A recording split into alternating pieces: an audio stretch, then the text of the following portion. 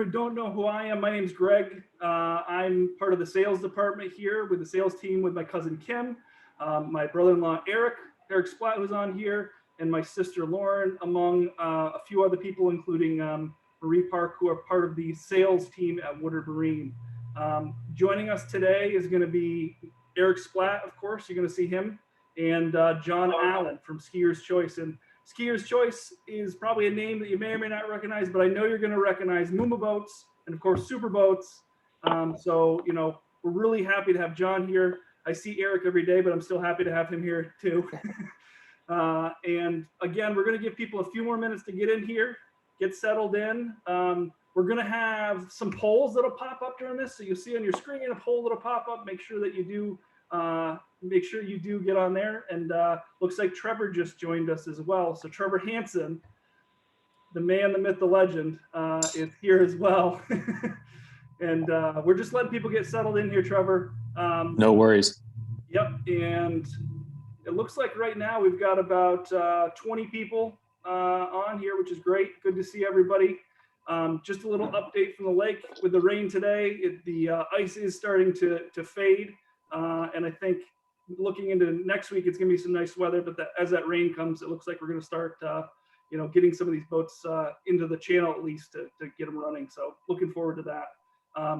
If you have questions, you're going to see at the bottom Q&A. You're welcome to add your questions there. You can put them in the chat. We'll make sure that we get to as many questions as possible today.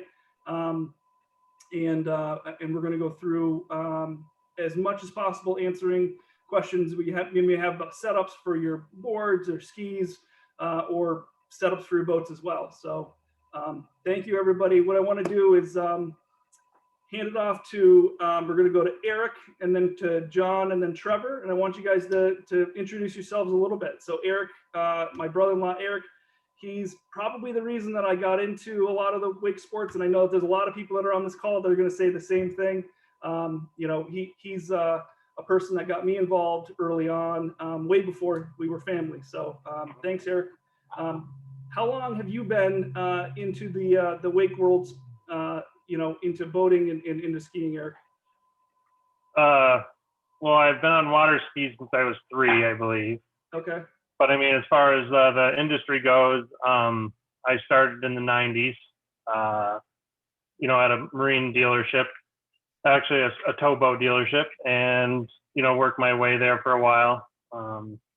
Got drafted by Woodard Marine. They choose you, you don't choose them. yeah. And nope, just a bunch of time on the water, skiing, competition slalom, trick skiing, barefoot skiing, wakeboarding. Well, I mean, my first board was a Skirper that my neighbor, none of them could get up on. He threw it over the railing and said, "If you can get up on this, it's yours." So I went out. Nice. Yep. So yeah, we got John Allen with us as well. John, if you don't know John is currently, he's our rep for Mumbo and Super Boats, but John has been in the industry for a long time as well. And John's been in many, many parts of Skier's Choice, Super Mumbo on the technical side and on the sales side. Thanks for joining us, John. Yeah. Thanks for having me. For sure. John, how early in your life were you on the water? I had a little bit of a later start than Eric did. So got into wakeboarding 97, 98. So I was 15, 16 years old. Fell in love with it immediately and been in the industry ever since. As soon as I got up on a wakeboard, I knew I was going to be in the industry somehow for the rest of my life. Did you start on wakeboarding or did you start skiing? Wakeboard. I've actually never skied. We're going to learn some things today. Right. That's awesome. Well, thanks for joining us, John. I'm sure we're going to throw some questions at you. And then Trevor, you're a wake coach. Your family has a business that takes people out. We should actually send some people down in the wintertime because you're down in Florida. If people can't tell by the fact he's the only one in a t-shirt on this call. And you're also a professional wakeboard rider yourself, as well as the PWT driver, the Pro Wake Tour driver for Super Boats as well. Thanks for joining us, Trevor. How early did you get started? Yeah, no worries. Thanks for having me. I'm kind of a lifer. I've been doing this my whole life. Got up on my first pair of skis when I was 6 months old. Started barefooting when I was 3, and did 3 event up until the point that I was about 11 or 12, and that's when I switched over exclusively to wakeboarding and been doing that ever since. And like you said, I've been doing, I rode on the pro tour for 15 years as a pro rider. And then now I've taken a coach's role and some other stuff inside the industry, working closely with Skier's Choice and doing a bunch of marketing stuff and driving the tour. So Yeah, lots of fun stuff. I got to thank you for that, as well as John over the years too. Between the two of you and probably Drew, there's more videos between you 3 guys with walkarounds, or just John has a great video from a couple years ago of just docking a boat, which we kind of used. Now, Trevor, this year, how many boats did you get to market with and be in those shoots with? Oh man, we did walkthroughs on pretty much all of them this year. So pretty familiar with the entire product line, both Mumbo and Supra. And spent a lot of time in all of them. Those pictures look great. Yeah, thanks. Yeah, they were fun, man. It's fun to do that kind of stuff, especially when you get to do them all back to back. It really helps you settle into the product line when you can, get in all the boats right back to back like that and walk through them all. We were talking about learning to wakeboard and stuff like that. I personally did not learn to ski, or first thing I got up on was actually a wakeboard myself, and then skis. But I didn't do it on a ski boat. I'm curious, Trevor, was it a ski boat that you learned on when you were young? Obviously, if you're barefooting, probably. Yeah, it was. So both my parents skied at SeaWorld and Cypress Gardens, and so we had a background in water sports right off the get go. But then after my brother and my sister were born, both my parents quit their skiing professions, and it wasn't until a little bit later on that we got back on the water. So we took a little bit of a break from being on the water. My dad worked for Regal for a little while, so we had like some runabout boats, but we didn't have a true wakeboard boat until I was probably 15 or 16 is the first time that we had a real wakeboard boat. That's great. My first, John, was it a ski boat, wakeboard boat, or was it more of like a traditional runabout? So to me, Yeah. okay, I'd love to say it was a Supra and Mumbo that started, but that'd be a good story. But no, it was a 17-foot aluminum bass tracker with a 60 horse. Nice. That was I learned actually my first 360 and back roll behind that boat. So that's awesome. So yeah. no ski pylon? One of those little tripod things that goes in like the rear fishing seat hole. Yeah. But yeah. Nice. But no, nice. First Skier's Choice boat is 2001 Mumbo Mobius. So yeah, still a popular boat. Oh yeah. Yeah. What about you, Eric? it was a 1969 Mark Twain. That's what we had. Yeah. No, there's definitely some things to be learned from all those boats. Yeah. Well, boats have obviously changed over the years, and even in the past 5 years immensely. And one of the biggest things that I just wanted to touch on really quickly here is wake responsibility. Obviously, between the weight of the boat itself, the wake, some upgraded stereos, the amount of people you can put in a boat. There's obviously a lot of responsibility, to be had. Eric, you're kind of been the person that's basically taken point, I think, in our organization on making sure that people do have making sure that the employees across our organization understand wake responsibility, as well as customers, and reinforcing that, whether it's at the gas dock or just on the demos. I'd love you to speak more to exactly, the importance and what somebody can do, a new rider or even a new boat owner. Yeah, well, I mean, there's 3 main things. It's 200 feet from shore, reduce your repetitive passes, and keep the stereo volume down a little bit. I mean, we all love to bump some music out there for sure. Definitely probably was guilty of that back in the day. But now I realize how important it is. That's why I'm, researching, trying to promote. It's definitely nice to see, Super Mumbo promoting that on their, information on the screens and the boats, and the product information you get with the boat, any kind of, wakeboards, water skis, tubes that come from O'Brien Water Sports. Definitely, they put the card in there. It's a 3x5 card. It's pretty simple. It's good to spread it around to your friends. You want to keep the sport thriving and moving forward. We all love to do it. And it's all ages. So we're all in it together. John or Trevor, do you guys have anything specifically that maybe Eric hasn't touched on that you guys do when you do a demo or take people out? Yeah, for me, it's going by, all the local and the state boating laws. It's being just a smart boater. Like Eric said, don't get too close to docks and don't repeat your passes. Just be respectful for other boaters. And, that's really all you can do. Yeah, I'd follow up that same thing, John, by just saying being respectful out on the water. It's a public space. Most waterways, pretty much all waterways, are a public space that everyone's out there trying to enjoy together. Whether you're, pontooning, wakeboarding, surfing, bass fishing, whatever you're doing out there, everyone's trying to enjoy their time and treating it like such. So being courteous of other boaters and other people that are on the lake or around the lake. Just be courteous out there is the best advice that I can give somebody. 100%. I think, I think one of the biggest things people realize as they start to own boats is that you pass somebody by, maybe, if you have a communication with them or whatnot, you're going to run into those people again and again and again. So, the best thing to do, especially, with our lakes up here, we're on the largest lake in Vermont, totally within the borders of Vermont, but, we see the same people every day and just, that sense of community. Everybody does this, but the talking and just kind of conversing and keeping an open channel is the most important thing.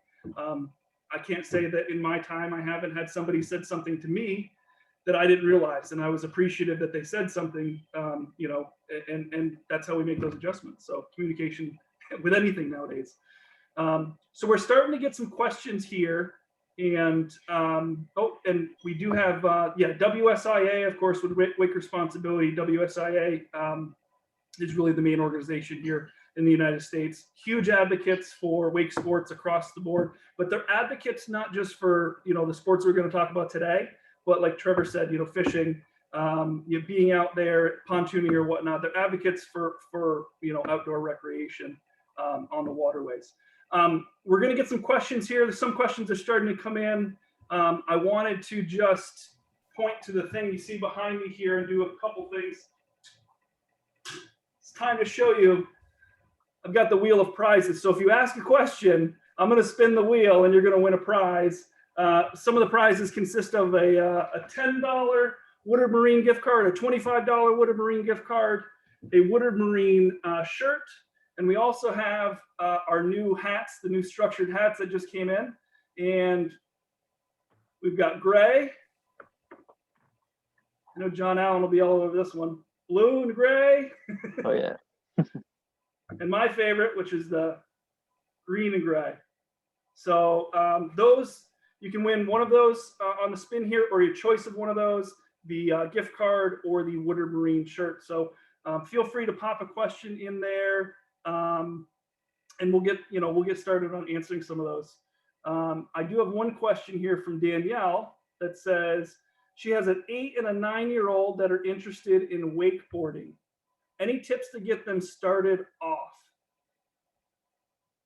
Anybody want to take that one?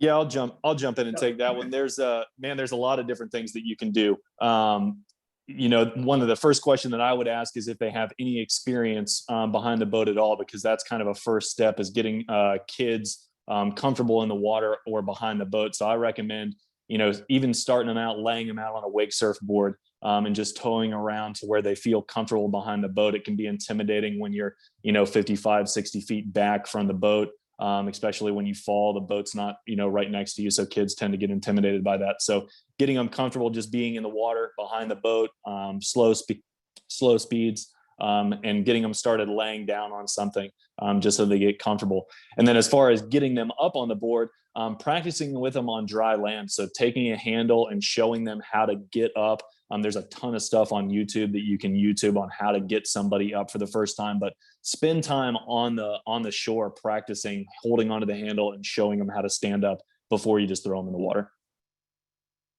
I remember back in the day watching the videos, and our own Russ Wild was actually, if anybody remembers Class in Session, that video, one of the things that they showed was on land, setting up your hands in the handle over top of the rail of the wakeboard. And that's one of the first things that you end up doing if you're not thinking about it, is you're hitting your knuckles on the rail of that wakeboard.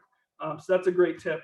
Tie that, tie the rope to a post or whatnot, and kind of help them, get the motions of standing up and getting it to your hip. That's a great tip. You're welcome, Danielle. And I did spin the wheel. I don't know if you noticed that. Make sure, if you didn't see me spin the wheel, if you're not on gallery view, you're not going to see all the panelists at one time. So if you haven't done that, in the top right corner, you can hit gallery, or you can hit view and gallery view, so you can see all of us, all of our reactions at the same time. Danielle gets the infamous green hat, and we'll make sure we get your information to get that sent to you. As we wait for some more questions to come in here, I know that we're going to get some questions about wake boat setups in general. It's probably the most asked question online, which is sometimes a hard question to answer online. And we are starting to get some questions in here. I just wanted to touch on ballast in general. Do you guys recommend, when somebody, because we do have some new boat owners here, do you recommend sticking with the stock ballast, or going right to putting lead in there, or getting new wake makers in there? Some people, there's different schools of thought. Bigger is better. Obviously, some of the boats that are coming out have some pretty amazing ballast in there from stock. But what's the recommendation? Would you load it right up, or would you stick with stock right off the bat? Yeah, I would definitely recommend sticking with the stock ballast at first. All these boats, they're getting so heavy, and very, very large ballast. I'm not a pro rider, like Trevor is, and some of the great riders out there, but I'm a decent rider. I've been doing it for a while, and I really very rarely add more than the stock factory ballast in the boat myself when I'm riding. So there's most boats out there today, they're producing some really, really good size wakes and waves. So, really just that top tier of rider, maybe we'll be looking for some more ballast than what comes factory, but definitely give it a shot, just factory first. Sure. Yeah, back in the day, we used to go right off the rip and tell you to throw an extra 1,500 pounds, 1,000 pounds of ballast in the boat. But like John said, the story is just not so anymore. You can start off stock, and even some of the pro level surfing that we do down here, we're only adding a couple 100 pounds of lead for the PWT, and those riders are world class, and they're only getting a couple extra 100 pounds of lead in the boat. So the wakes are huge right off the rip. For sure. Eric, you sold me my first wake boat, ski boat, and we ended up putting, do you remember the fat sack couch? Yeah, it didn't need that. All overboard. Yeah, that was quite a setup back. I don't know. I had 7-gallon pickle buckets, I think. Start out. Those are pretty good. Were there pickles still in them, or? No, but I see we have some questions. I don't know if I was seeing Tom Burdick. How are you doing, Tom? Hope all is going well this winter. Tom, definitely somebody we see out in the lake very often. I'm always happy to see you out there. Got a sharp red and white craze. And he's out there with his family a lot. Well, anyways, he had a question. He said, are super waves bigger than Mumbo waves? Well, I guess I would say maybe John or Trevor could answer that. I have my opinion, but it all depends on how you tune your boat up, I guess. Yeah, I'll take a shot out there on that. So just straight from the factory, again, it's the Supras, or first, wake size comes from what we call displacement. So it's basically how big of a hole are you digging in the water with your boat. So it comes from the weight of the boat plus whatever weight you put in the boat. Supras are naturally just bigger kind of wider because of the body lines, just a bigger boat and has more components in it. So it's naturally just a heavier boat than the Mumbo is. So if you're taking stock versus stock, you know, Mumbo versus Supra, just no ballast in the boat, Supra will naturally produce your bigger wave. But if you were to take a Supra and an equal size Mumbo, put the exact same overall weight in it, so the weight of the boat plus the ballast, if they were to equal out, they're going to be almost identical size waves. I have a piggyback to that too. John, you might be able to answer this. In terms of that, sometimes people say the bigger boat, the bigger the wave. Is it the weight of the boat when you get a longer boat, when you go up in size to a 20, you know, a 22 or a 23? Is it the length of the boat that can give you more, you know, more of a wake size, or is it just because there's more boat there that you're getting a bigger wake? You know, there's two things to keep in mind. There's first is the displacement, like I already talked about, you know, the total overall weight. But you also have to keep in mind how much of a running surface that you have that you're trying to displace. So if it's a bigger running surface, say a 24, 25-foot boat, you got to have more weight in that boat to be able to sink it. So you have to kind of keep that in mind. So my personal opinion is definitely not the bigger boat, the bigger the wake. It's the heavier the boat, the bigger the wake. It's kind of what we found. Great. Eric, thanks for taking that, and I'll have you look at the Q&A there while you're doing that. Tom, I spun for you, and you have a choice of hats, green, blue, or gray. So in the chat section, if you would like to, you know, put which one of those you like, we'll make sure that you get it. Looks like Eric might have popped out there for a second, so I am going to jump into the Q&A here. Jason asks, what is a good entry-level make model board for kids? So we're asking, is there a good make model board for kids? I know Eric knows the pro shop a little bit more, so when he jumps back in here, I'll let him answer that one. Trevor, John, do you guys want to jump in there if anything? Because you're both dads, you know. Yep, I just had two 8 and 9-year-olds out today learning to ride for the first time. All the manufacturers have got some pretty good setups for the kids. Ronix has got a great, I can't remember what theirs is called, but you can get a boot and board combo. The biggest thing is size. So like, just make sure that you size it properly. Like the manufacturer to me doesn't really matter. Like all Liquid Force, Hyperlite, you name it, they all have quality products. They all make a good board. They all work well for the kids, but try to find one that fits that size range for the kids' height and weight. Yep. Yeah, we do have right now in stock at this point, we have some O'Brien system boards, which is a basic board, but really good for the beginner. And we have them, you know, starting like in the 119 range and up. I mean, as far as size goes, like Trevor was saying. Yep. Definitely important, I think, size. Yeah, I was just going to ask about that and put this back out to you guys. I think sometimes people try to think for the future.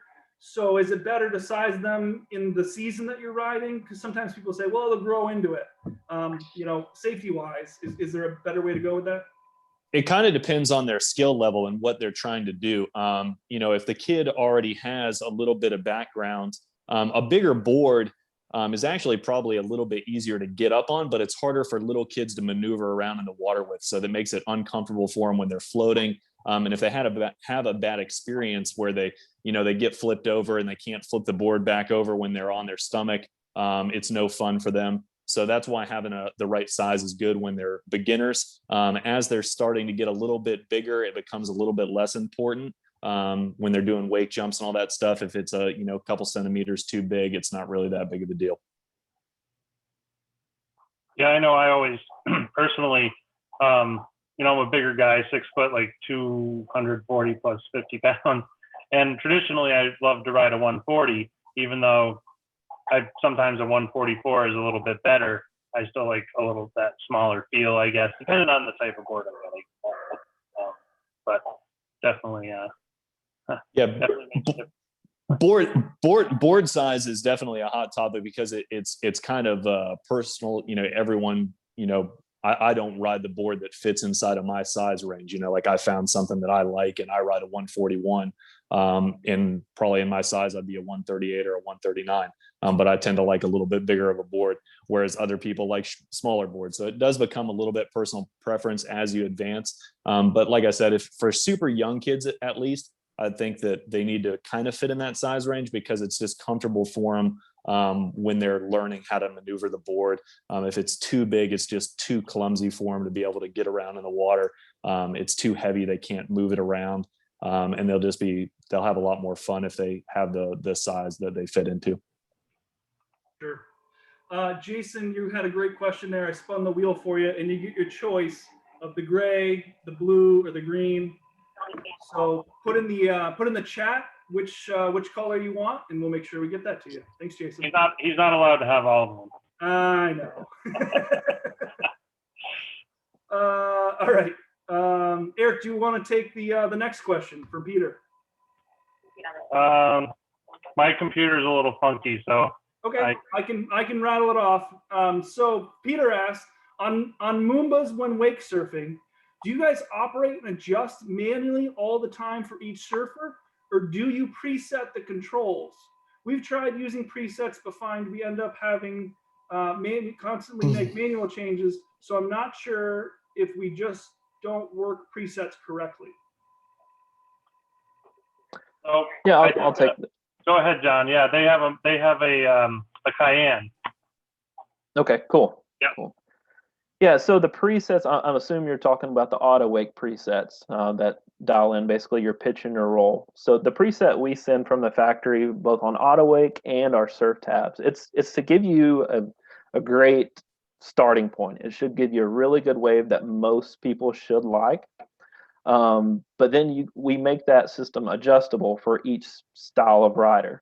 So we'll kind of talk about, I guess, first of all, we never recommend actually changing your surf plate positions unless you just really, really know what you're doing. To dial in your wave, we recommend changing lots of other things before you start adjusting your plates. We found that our factory plate positions are just really, really good. So, something you can definitely change. It's easy as speed. Definitely I adjust speed for each type of rider. Each rider is going to be different size. They're going to weigh a different amount, have a different board, maybe have a different style of riding. Whether they want a longer wave or a shorter wave, you can definitely adjust speed to kind of dial in. What type of wave that you want. Yeah, it was a good picture there. So also your middle wake plate adjustment, that can help fine tune your wake shape as well. It's there's a couple things just to keep in mind as far as whenever you're dialing in any wake of any boat. There's two things to keep in mind is the total amount of weight in the boat that relates to your wave size. So more weight in the boat, the bigger your wave gets. But then what controls the shape of the wake is the angles that the boat is actually riding at. So by adjusting speed, by adjusting wake plate, and then finally by adjusting ballast, which on auto wake is shown in pitch and roll, you can definitely change the shape of your wake for the rider. So, definitely get with your dealer, or I'm happy to give out my information as well to help you dial in your wave for each rider. Can I add to that a little bit, John? Yep. So I know a lot of times up here in the Northeast, it seems like we have customers that have their boats and there's only 3 people at a time going out. So when you talk about the weight as being a big factor, I definitely, not overweighting the boat when you're having, say, 8 to 10 people in there. But if you only have 3 people, maybe adding enough weight to add maybe a couple more people, 2 to 3 more, equivalents in there, and then being able to move that around, I guess. Is that something you would recommend to keep it consistent? Yeah, definitely. So whenever we decide how much stock ballast to put in a boat, we have to take into account what's legal first of all. So that's what we decide how much ballast to put stock from the factory is. We do consider an average passenger load for that size of boat. So say it's a 22-foot boat, we would say an average passenger load for 22-foot boats probably 7 or 8 people. So that's kind of how we decide how much standard ballast to give. So with standard ballast plus 7 or 8 people, you should have a really, really good wake. But if you find yourself going all out, with that same boat, only 2 or 3 people, definitely we would recommend, find some additional way, whether it's lead, upgrade bags, whatever, to simulate, that total 7 or 8 people to get their wave size where you need to be. And obviously, the potential and actual amplitude is really, it's huge when that was added to the screens over the past couple of years. It gives people that visual sense that was a mental sense before. So, that was one of my favorite additions that I saw, after AutoWake came out, was giving people that visual sense of today, I have this many people, I can look at it, and if I want to, or if I have a dock box with 250 pounds of lead in there, well, you can take Greg with you by putting that lead in your boat. So and weight me in a couple different places. So great question, Peter. I did spin for you. You got a $10 gift card for Woodard Marine. So let us know. We'll be sending those out as well. Next question is from Danielle, which actually, the piggyback to this, what's better, ballast bags or lead weight? That's actually a great question. So she's asking, is water weight better, or physical lead weights, or bags that can go in there? Who wants to take that one? I'll start, and whoever else can chime in. It depends on what you're looking at. If your goal is only to make the wake bigger, it doesn't matter. A pound equals a pound. But it comes down to kind of your situation. Like, are you having to trailer the boat a lot? If so, keeping 500 pounds of lead in your boat's probably not too good for your boat or your trailer. Or same thing on, keeping the boat on the lift. Can your lift support that extra weight of the lead, as opposed to water ballast you can empty and fill each time. So that's definitely something to take into consideration.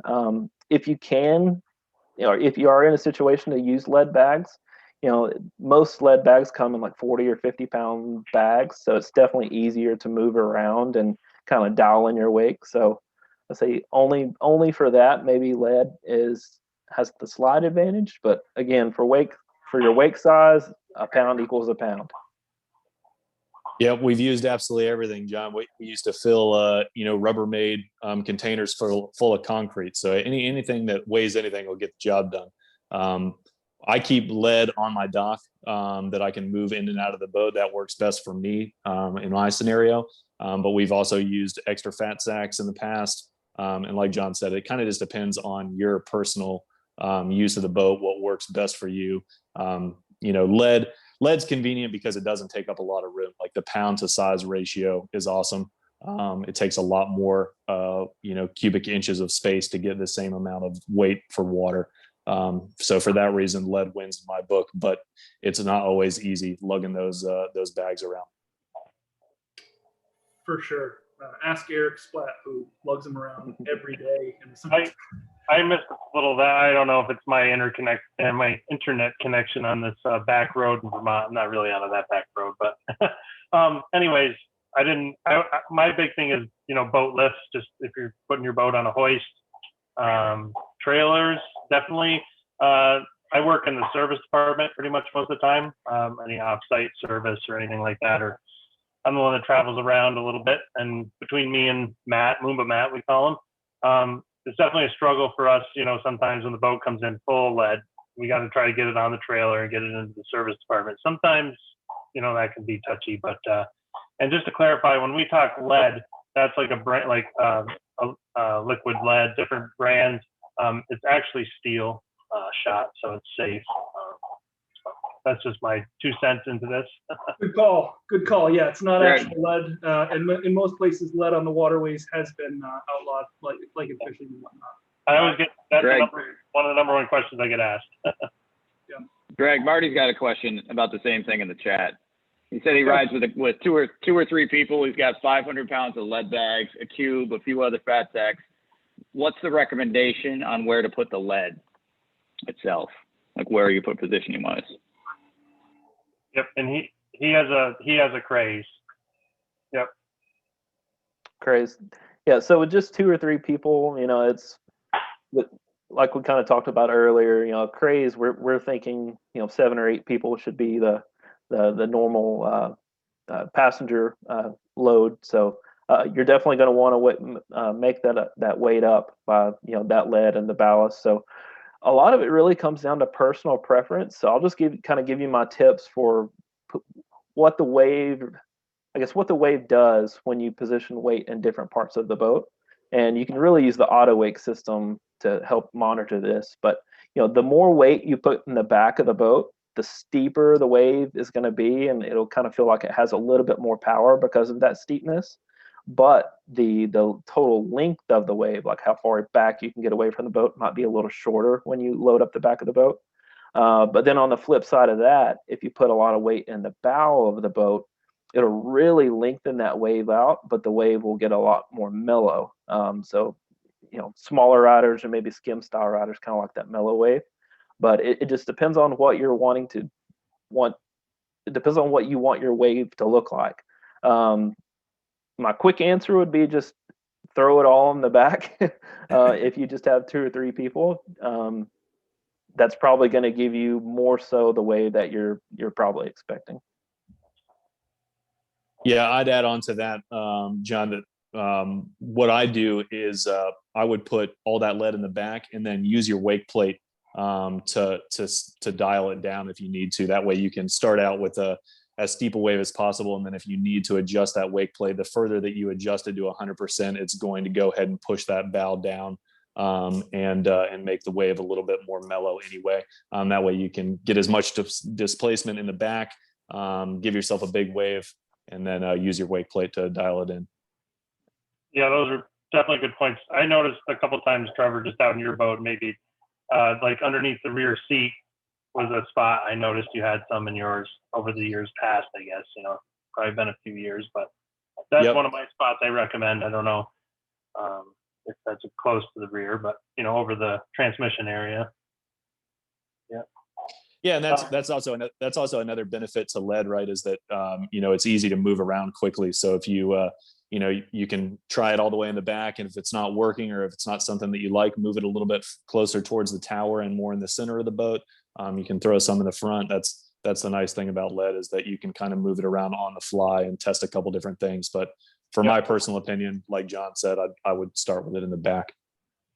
Yeah, and just as a side note about at Woodard Marine, we do carry lead or the steel shot bags in stock, and I do have some set aside. If you want to try it out in your Mumbo or Supra, stop by. We can loan. You can test them out, try it. But most of the time when people try it, they come back and they buy it.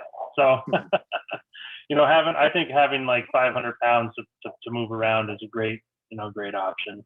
If you're not, like we talked about, not having a lot of people in the boat. That's great. And I want to jump back to, I did miss a question in the chat box from Victor. Victor says, what's the earliest in the season you guys get out on the water in New York and Vermont? So I'm gonna pose that question, but I also want to point out that it is pitch black at my house, and behind Trevor, he's still got 30 minutes of sunlight, and we're in the same time zone. So I think that this question is more for Eric than it is for Trevor. Yep. Don't forget to spin that wheel for Marty. I did, and Marty, you got the $10 gift card, Marty. Yeah. And then just quick before I talk about that, I noticed Marty was talking about the new Ford 7.3, I believe, Marty. I'm sorry, I'm a Chevy guy, but the Ford motors definitely hold up the best in the boats. John, have you heard any news from Inmar that might happen? Or can we not talk about that yet? What can I talk about? I will say that Inmar has an exclusive partnership with Ford, and we are investigating all possibilities. Great, that's a good answer. Yeah, it's very probably fair to say that natural aspiration is always the best in a boat. Maybe we'll not. see. We'll see. So, anyways, just quick, I wanted to cover that one because that's always a great question. People are always talking about their motors. Marty happens to be, pretty detail oriented, loves engines. He's a big Ford guy. So thanks, Marty. Appreciate the questions. Back to the riding season. I think we were asking like when it starts and when it ends, correct? What's the earliest you guys get out on the water in New York and Vermont is what Victor's asking. No, Victor has a 21 Mojo that is being finished up, I believe, pretty soon here. Oh, cool. Yep. Yeah, so up here in Vermont, it depends on how thick your skin is, I think. I have wakeboarded every month of the year before in Vermont, believe it or not. Been on Christmas Day, done that quite a few times. I know that might sound funny to you guys down south, but usually the lake's frozen. We're ice fishing, out on the lake. But anyways, the average ice out date historically has been April 15th. And then after that, one thing to take into consideration too is the cold freezing your engine, your heat exchangers, things like that. So we got to be careful about that. That's always something that everybody sees the ice out. Oh, I want to get my boat, but we have a couple of weeks where it can be dangerous, especially if your boat's on a hoist or on a trailer or anything like that. But then usually we ride lately. I mean, the past 3 years, almost till November. That's really starting to get to be in the danger zone. We always recommend coming in before Halloween, servicing your boat and things like that. If you have a heated garage or something you keep your boat in, that's a totally different story. But overall, you want to keep your boat in the best shape, motor, running well, not freezing, everything like that. So that's about the gist of it. I'm going to piggyback that with a question to John and then Trevor. John, what's the water temperature down near you? Because I know people are starting the season in certain places. Now, John's in Tennessee. I don't know if I mentioned that earlier. Yeah, I'm in Tennessee, around the Nashville area. So water temps, they're in the high 50s right now. So I grew up in Arkansas, which is similar water as far as weather and temps to Tennessee. And I always used to ride. My first set was on my birthday, which was March 14th. So it was always pretty chilly, and then we would go, through October, no problem. Well, happy belated birthday, first of all. Yeah, thank you. I'll send you a hat. There we go. Trevor, I hate to ask, what's the water temperature down there? Well, today we were at 82. So it's already heating up down here. It was actually a chilly day today. It was 85 air temp. So with the wind, it was a little chilly. I do have to ask, we've got some folks up here, and traveling being what it is right now, some people have vaccines, whatnot. I know that your school is open right now. Are you taking people out that are, might travel down there, or are you taking people out that are around there? For sure. Yeah. I've been kind of just doing it by case basis. People are welcome to reach out to me on Instagram or Facebook or whatever, or email. My email is wakecoachtrev@gmail.com. We've been taking people out and getting out on the water. That's great. Honestly, there's 5 inches of ice 20 feet from our showroom right now, so that's just good to hear that. Yeah, I had a guy down here last week from Wisconsin that bought a brand new SL and took delivery of it in October just in time to put it in his shop. He's never even put it on the water yet, so he's actually come down a couple times over the winter to do some surfing and wakeboarding. So it's been nice having him down. That sounds pretty similar to someone who's on here. We're going to get to his question pretty soon here. Mr. Jim Connolly, who you took out the Connollys 2 years ago. They came down in the winter time, and I know that they had a great time with you. So we appreciate sending folks your way that can, get out of the winter and get some riding in. Oh, we love seeing the smiles when they come down to the warm weather. For sure. So I don't think I spun for Victor. Let me do that real quick here. And so I have some experience riding down in Florida, and definitely it's nice to see the palm trees, Lake Conway and Butler Chain, I guess I've been on. And the only thing that I was a little hesitant about was the alligator situation, but I guess that's not a big deal. So, but it's pretty cool. Yep, that's our number one concern. Everyone always asks the question. Yeah, but definitely a lot of fun to go down. I mean, I grew up north here with, in the early days, Ben Greenwood. and I learned a lot from him. Yep. Had some good times. Victor, I spun for you, and you're gonna love this one. You got the blue hat, buddy. That's gonna match your boat perfectly. Thanks for the question, Victor. Keep asking questions, guys. We'll get to everybody in here as we're moving through here. I'll ask one that's in the Q&A section from Diana. This is a specific question about her Cayenne kind of in driving. We live on a part of Lake Champlain that can get pretty rough. I'm still a timid driver and beginner. I feel like our Mumbo slides a lot if I'm trying to moor it in rough water. It can be scary. If I am out and it gets rough, is there anything we can do with the water tanks / ballast to help stabilize the boat for better maneuverability? Great question, Diana. I think, John, I'll put that one out to you first.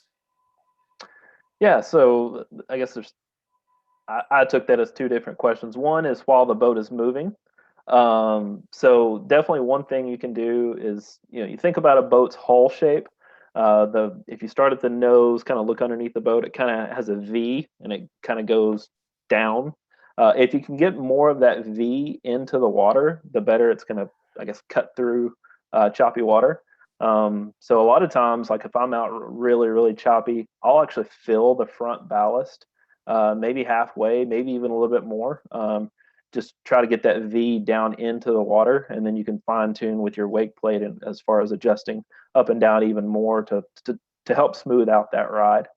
So that's definitely something you can do as you're cruising across the lake.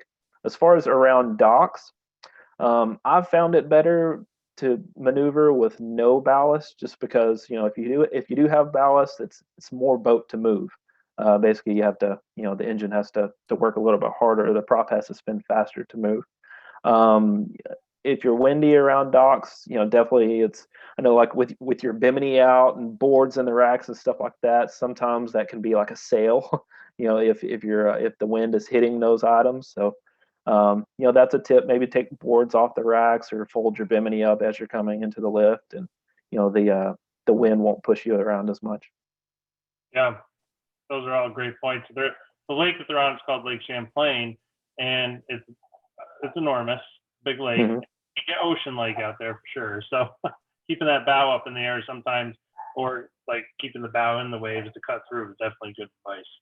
Yeah. Around. Sorry, go ahead, Trevor. Oh no, I was just going to say around docks too. Like if you're in the marina and you're trying to park up against the dock, one thing that people overlook all the time is coming into the wind. So try to actually dock coming into the wind as opposed to a tailwind. You won't feel like you're getting pushed around quite as much. That's real good. Yeah. That's probably a great tip for Diana as well. Now that I know that they have a mooring, so it can be difficult. I don't deal with a ton of moorings. Our marina is set up in a safe harbor channel. So anything specific to moorings that you guys have ever run in, or tips that way? Definitely a boat hook. Yep. I think that they have a boat hook.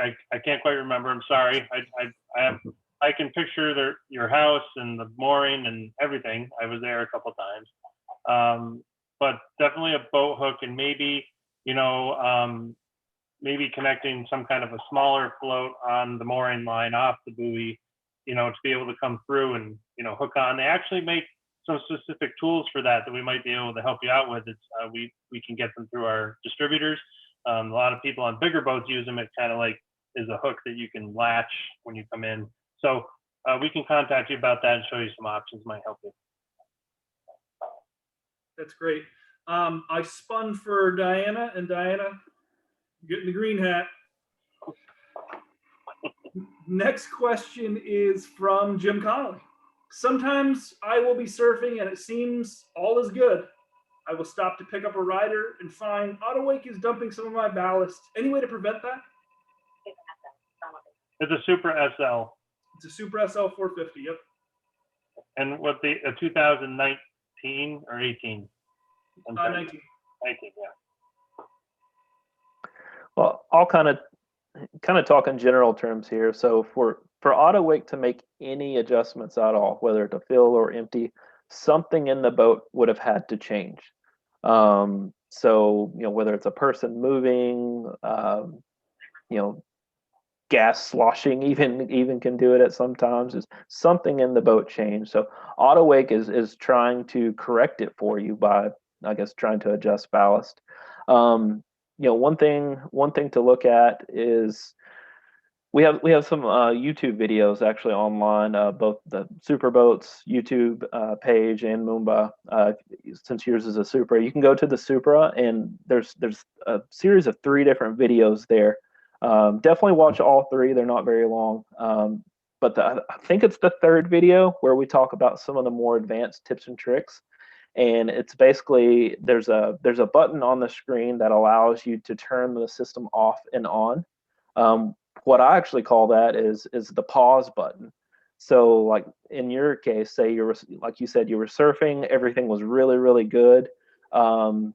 You don't want auto wake to make any adjustments because it's already kind of dialed in the wake for you. You might find it better to just use that pause button. Just go ahead and turn it off. If auto wake has set up your wave, or you've set up your wave, and nothing in the boat is going to change as far as people moving around, auto wake's done its work for you. So just go ahead and pause it. And then if things start to feel like it's off after that, maybe turn it back on, and auto wake can dial that wake back for you. That's a great answer, John. I know, Jim's had a lot of time with the boat there, and I don't think that this would be the case too, but sometimes when they did I think the SL was the first one that started doing the overfill, and I've had some people mistake, and I don't think that's the case with you, Joe. I'm just going to mention it because of what we're talking about. Sometimes people will mistake the overfill for dumping ballast, which is just overfilling to make sure that we're absolutely at the top before that sensor kicks it off too. So I just wanted to piggyback that on there. I forgot to spin for you, Jim. Let me make sure that happens. There was another question from Tom Burdick in the chat section. Eric, can you take that one?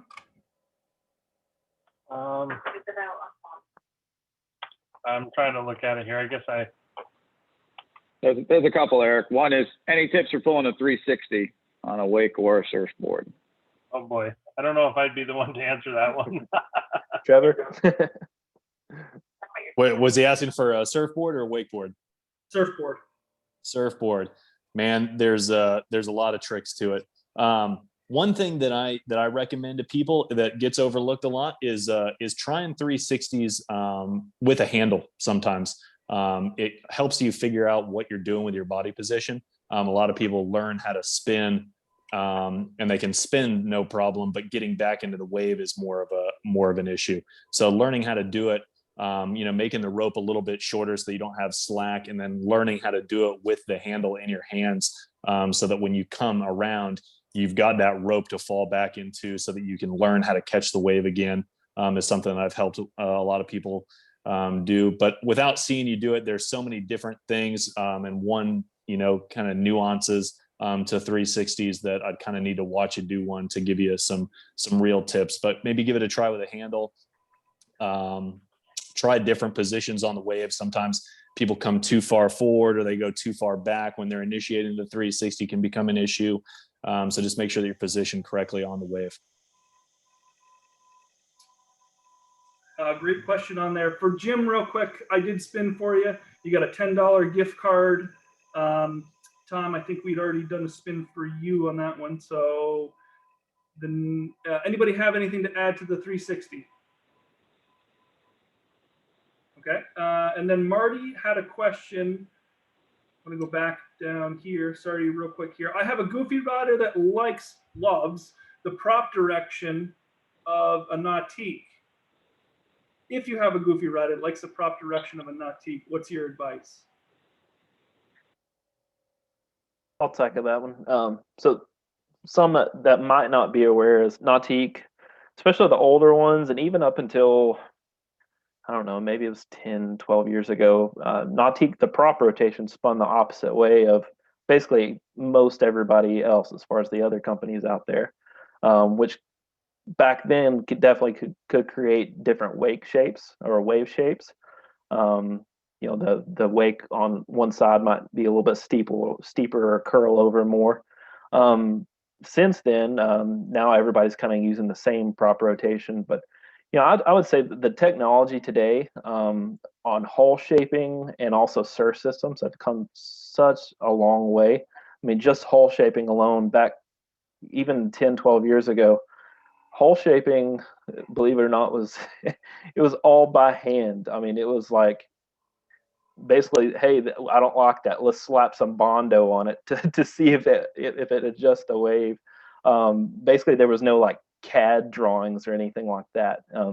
Once they figured that out, then they would create the mold and all that good stuff. But everything today is basically done in CAD. So the hull shaping, like I said, the surf systems have become so much better and much more concise. Even some design takes account into the prop rotation. Even like for us, we offset the rudder to one side. It's not directly behind the prop to help offset some of that rotation. So I guess what I'm getting at is the newer technology of boats today.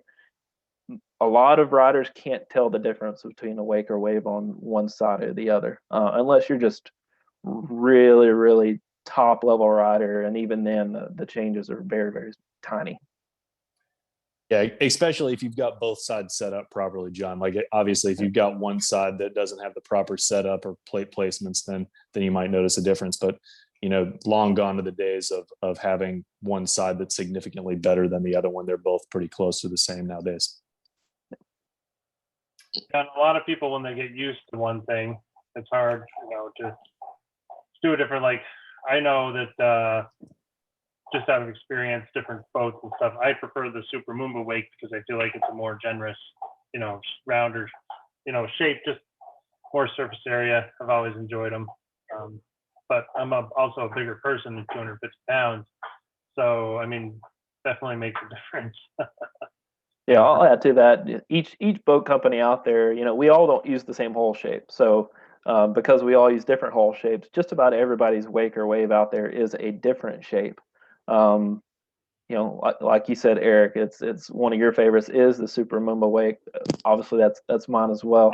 But the beauty of our boat is we give you a ton of adjustability to dial in the wake or wave that you want. Our hull shape is going to give you a natural shape of your wake or wave, but we give you our surf systems, the middle wake plate, our ballast systems, and then auto wake to help you dial in whatever style of wake or wave that you want.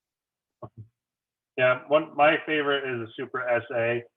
That's just it's a great all-around boat. Definitely like the size, and I tend to like a steeper wake. I feel it has that a little bit. Yep. Yeah, there's a reason we picked that as the official towboat of the Pro Wakeboard Tour and Surf Tour. That's right. And I know that we're right at 8:01 here, which is fine. We can go over a little bit. We do have one last question, and then we're going to kind of finish it up with a couple things here. And Tom Burdick asked a great question. We're going to finish this in the way that most of us probably started or became familiar with water sports in general, talking about slalom skiing. He is asking, can you talk about the curvature or the concaveness of the underside of a slalom ski and how it affects performance and what you might look for? Well, stuff has changed so much. Honestly, Tom, it's been a while since I've been really dove into the slalom skis. I mean, full concave, partial concave, depending on that. I also like the rails on the skis, definitely makes difference. Flex. There's tons of different aspects. I mean, I used to love O'Brien back in the 90s. They had different ski models. They had a Synergy C, they had a Synergy Z, and the C would give you a nice arc cut, and the Z would give you a Z cut. And a lot of that had to do with concave, like you asked about, and then also the rails and the skis. But Trevor might be able to answer a little bit more, being in the pro end of things. Man, it's been a long time since I've looked at the bottom of a slalom ski.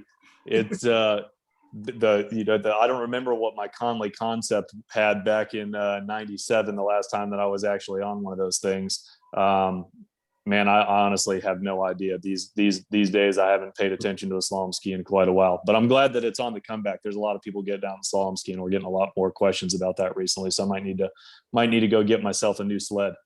Yeah, for sure. I agree with you, Trevor. I mean, Tom, one thing, if you next time you're up, or if you're cruising by on your bike or whatever, just swing in. And I have some different skis on display, and I actually have a new ski for this year.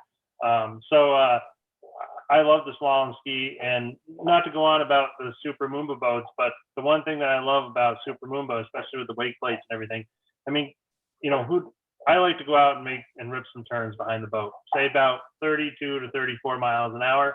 I've been out behind the Supra SL, and honestly, I've been very surprised on how good the wake is for slalom ski. You get the right rope length and everything like that. It's amazing how that size of a boat can perform so well for a slalom skier, that wants to get out in the open lake, nice, 6 a.m. run. It's actually amazing. And I think that, Tom, your boat being the Craze, that's probably my favorite Mumbo model right now. The Cayenne is definitely tipping my interest. But the Craze, I've skied the slalom course with the Craze and thoroughly enjoyed it. Definitely have a good combination boat right there, sure. I wish you could have seen my face the first time we went out on a max at 33, 34 miles an hour with no ballast in it. I mean, I was just flabbergasted that a boat with this much freeboard and the size and the shape did everything that we already saw it do on the wake side of it, the customization from storage side to what you can do on the surf. I mean, and then all of a sudden this flat wake coming out of this boat, it's amazing. I would never expect that, and it was the expectation of it. So if you haven't seen some of the bigger boats get up on plane with no ballast in them, it's surprising. Yeah, it's also the shape. Like an IO with the deep V. That's a pretty good wall back there at speeds. You don't get that with the Super Mumbo. But definitely, Tom, stop in and see me. I got 3 or 4 slalom skis myself. If you're thinking about trying something different, I'll loan you one for sure. To give you a good idea. Definitely makes a difference for sure. One more question from Jim Connolly, and then we're probably going to wrap it up here. Jim said, "How do you set up an SL for skiing?" So, Eric, I might defer to you on that one. Yeah, I've skied behind the SL. John, you can probably, get in there too. But so what I like to do is I only like to have, if I'm going to go out and ski real aggressively, maybe just one spotter. I mean, traditionally, if you're back in the day, you're in a ski nautique, you basically could only have 1 or 2 people riding next to you because the rope was right in front of the spotter. So what I do with the SL is, for slalom skiing, least amount of people. It's always fun for everybody to be back on shore, having a drink or something, watching somebody out there, and then maybe dropping the skier when you come back in. So, I mean, there's, for me, not having everybody in the boat and having some on shore, that brings back memories. I mean, everybody on shore being like, yeah, look at you go, and then you come back in. I mean, that to me is like water skiing, water sports, who doesn't love that, right? I mean, I'll do my best John Candy for you this summer. Yeah. But anyway, long story short, I like to play with the wake plate on the boat, and I run it probably about, I'm 32 and above for speed, but I usually run my wake plate like a little bit down, but not all the way down, because the more you put that bow into the water, it defines the wake more, like steeper. So I kind of like in the neutral position. And then the rope length, I always run minimum 15 foot off of 75 feet. And I tow from the back tow point on the boat, on the bottom, not from the tower. Yep. Trevor, you've got an SL. I do. We do more barefooting behind it than we do skiing, but it's kind of the same thing. We just try to get as much weight out of the boat as possible. So you're essentially doing the exact opposite that you do for the wakeboarding and surfing, is just get as many people out of the boat, as much weight out of the boat as possible. Get that speed up, like you said, around 32 to 34. And then you can play with the wake plate. I would run it, somewhere around 50 to 75 is probably where I would run it, just to try to flatten it out a little bit and give yourself the flattest wave that you can. And John, you've seen every model and everything out there. Any other tips for an SL? Yeah, no, those are all great tips. Minimizing the weight in the boat, and then just dialing in that wake plate. For people that don't have the option of taking people out of the boat, what I've found that actually works, and it seems counterintuitive, but if you can maybe add just a little bit of bow ballast, like maybe 15 to 20, 25%. And again, this is only with people in the boat, like you can't take people out. It actually lifts as the boat is moving. It puts more of the weight in the bow, so that back end of the boat is actually riding a little bit higher, which can help flatten out the wave as well. Nice. And with Supra's hull shape, that makes sense because there's a little bit of the hook in there. Yep. So that's a good tip on there. Well, I have to say I'm pretty honored to have everybody that's been a part of this. Trevor, John, and Eric. I mean, we couldn't ask for a better crew to be on here to get these guys set up for summer. Shout out to summer, of course, because that's right around the corner. I hope. And just thank you everybody that was able to attend here. I mean, this has been an amazing, just a weird year for boating in general, of course. Everybody that's a part of this knows that, who's been on the water before, and some of you, last year was your first year on the water. Some of you this next year will be your first year on the water with a wakeboard boat or performance towboat in general. Thank you guys for spending the time with us to take a little bit of your day to get prepped. I mean, we got a little bit of time, but from the information that's here, give us a call, email us. If there's stuff that you want to see in the pro shop, we are open. We can obviously schedule a time for you to come in if you want to come in and make sure that our time's devoted to you. John has put himself out there, and I've seen it time and time again, giving people information and spending time, either whether it's me or customers. Trevor, same. I mean, you guys are awesome. You always pick up the phone. You're always answering our questions, and I can't thank you enough for the time tonight. I definitely can second that. And then also everybody that, works at Skier's Choice, Super Mumbo at the factory in Tennessee is awesome. I mean, the customer service and everything. Just wanted to say I've been to the factory many times. It's a clean factory. It's run really well. They take their employees' input very seriously, which is huge. If they see any issues or anything like that pops up, the way that they organize it and everything, it's amazing. I'm always happy to go down and visit. Yeah, great addition. It's the cleanest, best run, smoothest factory, and I've been in every brand that we represent over the years, and I'm impressed every time I walk through there. So good addition there, Eric. Yeah. Thank you guys. That's it. I mean, let's just look forward to getting on the water. Absolutely. Thanks for having me on here. I appreciate the opportunity. And I'll just throw it out there. If anyone wants to hit me up on Instagram, I'm responding to messages really quickly on there. So if anyone that was listening has other questions about boat setup or any coaching questions, I'm happy to answer them. Yeah, and the same goes for me. Email's the easiest way to reach me. So my email is JALLEN, so JAllen @skierschoice.com. Thanks, guys. Thank you. Yeah, and thank you to your families for letting you, get away during dinner time, bath time, all that stuff. So thanks, guys. No worries. Yep. Yeah. All right. Have a good night. Have a good one, guys. Yep. Thank you, everybody.